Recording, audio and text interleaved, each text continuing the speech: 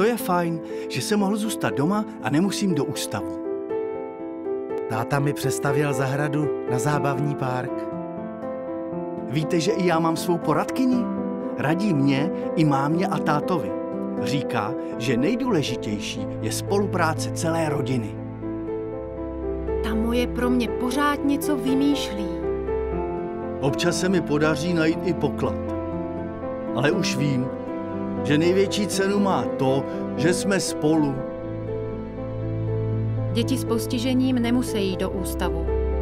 Díky rodině a službě rané péče mohou vyrůstat tam, kde jsou doma.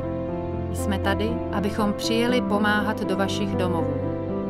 Společnost pro ranou péči. Už více než 20 let jsme součástí vašich rodin. Raná péče je spolupráce i s vámi. A pomoci můžete i vy.